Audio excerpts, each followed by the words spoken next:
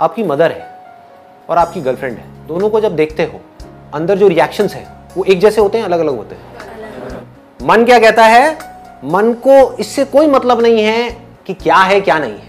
मन मतलब वो एक्सपीरियंसेस के पीछे भागेगा।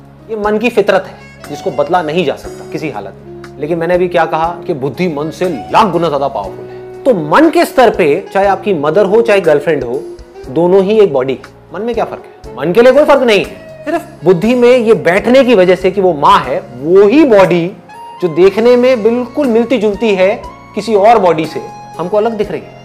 कुछ भी फर्क नहीं है मन के लेवल पे। बुद्धि के लेवल पे फर्क आ गया, सब कुछ बदल गया, रिएक्शंस बदल गए। टच करोगे मदर को, अलग तरह की फीलिंग होगी। देखोगे मदर को, अलग तरह की फीलिंग होगी। गर्लफ्रेंड को देखोगे, सुनोगे, टच करोगे, अलग तरह की फीलिंग होगी। क्या हो रहा है? ये मदर को जब ऐसे टच करते हो तो ऐसी फीलिंग क्यों नहीं होती? बुद्धि में संस्कार पड़े हैं। इंडिया में या ईस्ट में ये जो संस्कार है ये बहुत ज्यादा स्ट्रांग है। माँ मतलब भगवान का रूप, तो ऐसा ख्याल आ ही नहीं सकता, सपने में भी नहीं आ सकता। इसको बुद्धि बोलते हैं। तो अगर एक बात आपको बारीकी से समझ आ जाए, मन की कोई औकात नहीं है आपकी बुद्धि के सामने। आपको समझ आ जाए कि ये जो मैं खाने वाला हूं ये मेरे लिए सही नहीं है, अब मन क्या करेगा? नहीं खा रहा। आपको समझ आ जाए कि शादी के बाद अगर ये मेरी वाइफ है तो बस इसके साथ, तो सिर्फ इसके साथ। समझ आ जाए ये बात, बारीकी से समझ आ जाए, तो क्या होगा? आप किसी को भी देखते रहो, कुछ नहीं होने वाला, कोई रिएक्शन ही नहीं उठेगा अंदर से। रिएक्शंस उठने बंद हो जाएंगे, मन जीरो हो जाएगा। इसको बुद्धि बोलते हैं। आजकल हो क्या रहा है? जिस तरह की दुनिया बन गई है, जिस तरह की मूवीज आ रही हैं, जिस तरह की बातें हो रही हैं, किसी को देख करके कुछ भी ख्याल आने लग गया। अब आप मर गए, आप फंस गए। अब आपको मरने से कोई नहीं बचा सकता। आप समझ गए?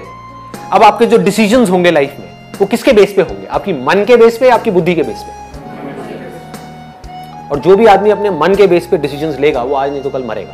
आपकी वाइफ है आपके घर में जिसके साथ में आपकी बहुत अच्छी रिलेशनशिप है, ऑफिस में कोई कलीग है, मन उसकी तरफ भाग रहा है। अब क्या करोगे?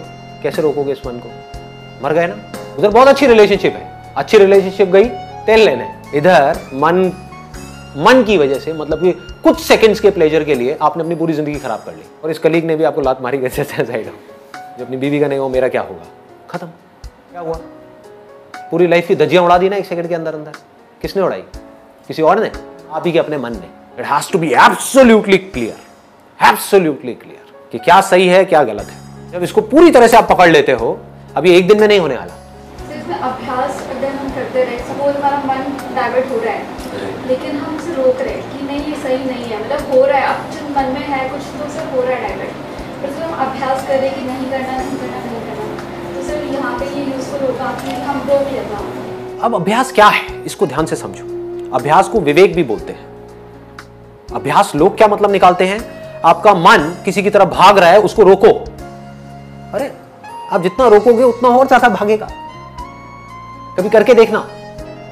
आपका मन, आप एक मेल हो जो यंग हो, किसी फीमेल की तरफ भाग रहा है, अट्रैक्ट हो रहा है, क्या होगा? रोको उसको? नहीं, मन को वहां जाने से रोकना है। नहीं, मन उसको, अरे आपको प्यार हो जाएगा उस लड़की से। आप समझ गए? ये लव एट फर्स्ट साइट है क्या? जितना आपको रोका जाएगा, जितना आपके घर वाले आपको रोकेंगे, जितना आप अपने आप को रोकोगे, उतना ही आप और अट्रैक्ट होते चले जाओगे उसकी तरफ। इसको अभ्यास नहीं बोलते हैं। अभ्यास मतलब क्या? विवेक, बुद्धि।